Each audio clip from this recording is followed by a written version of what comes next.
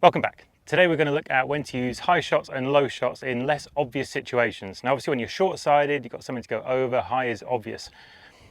But players are all too ready to play low shots when they've got a lot of green to work with and maybe it's not the best choice. So today I'm going to show you some examples of when that might occur and how to deal with it. Okay, I have two flags on the green, both of them right up on the back corner, probably about 30 yards and all the green in the world to work with. We're going to take a little walk up the green. I'm going to show you the slopes we're actually dealing with. On camera, you're not going to see it very easily. I'm going to illustrate it using a couple of golf balls. So it's actually quite a flat area, first section, first 15 to 20 feet. And then we've got this big hump, big hog's back, right in the center here. So if I was to roll the ball slightly offline, let's say to that back left corner, you can see it's going to feed off quite heavily to the right. Same thing, I miss it slightly left,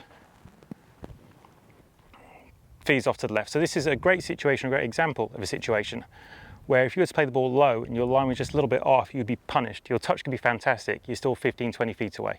Prime candidate to go up. Back right corner, much more of a channel. Okay, so line is much less important. You have the opportunity here to get the ball on the ground early and feed it to the hole.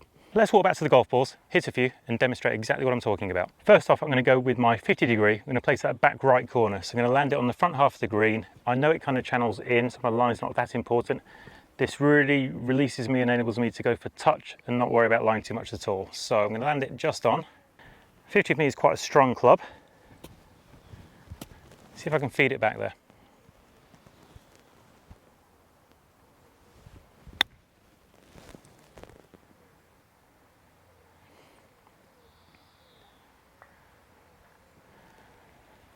It always happens. Always happens. First take, Charlie. Right.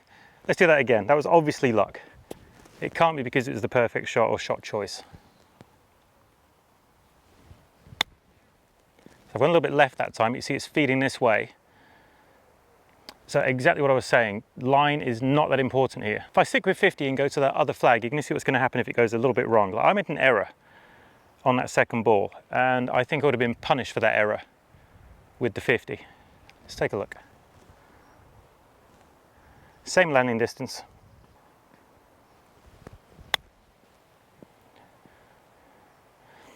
There you go, so you see it actually moving away from the hole slightly. Coming back at the end, so it's actually not bad, 7 or 8 feet.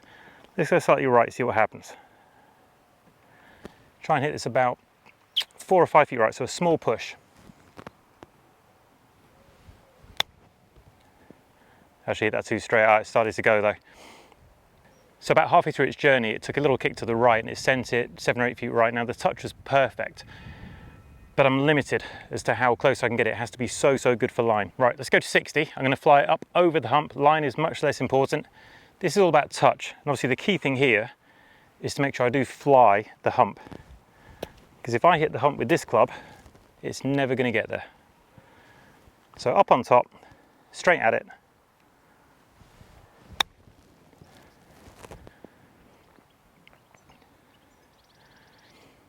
Okay, 2.5, 3 feet, flew it comfortably up there.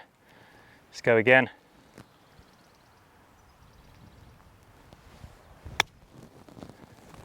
Marginally left, nearly, but again, a couple of feet, absolutely spot on. So my margin was much bigger flying it over.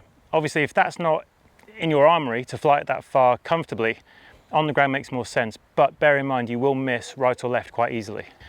Right, so that is lots of green to work with covered and dealing with the slopes and making the right decision.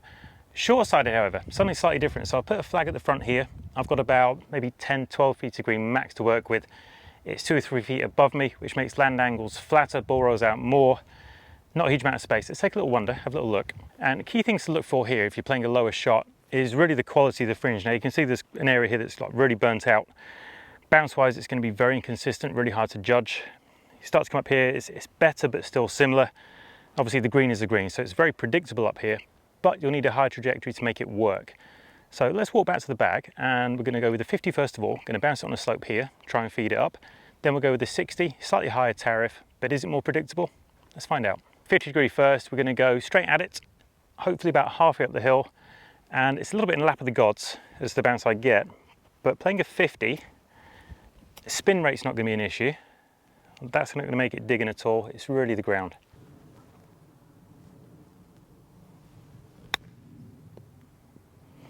Okay, that's got a really nice bounce forwards. Perfect, just for the sake of making the sample size bigger than 1. I'm gonna go again, play the same shot. I'm just back footing it a little bit, just to make sure it doesn't pop up too much.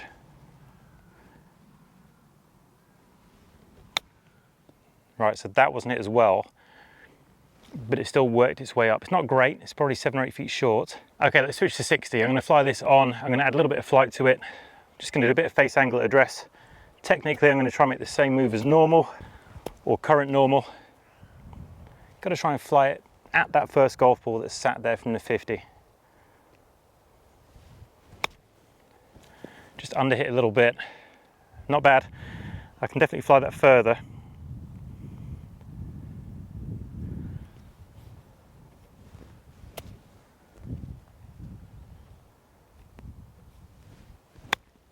Better. Much better. So landing on and stopping short. You've just got to think about the errors. Like if you're going to play a low one, the error you can make is to miss the slopes. If you fly it over the hill, it's just gone. There's nothing to stop it.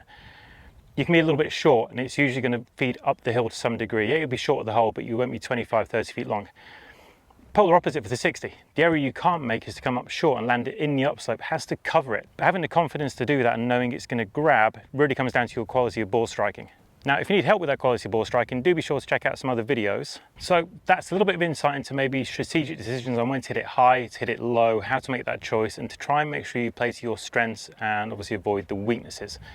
Thanks for watching, hope you enjoyed it. Leave a comment down below. Don't forget to like and subscribe, it'd be very useful to help grow the channel and push things forwards.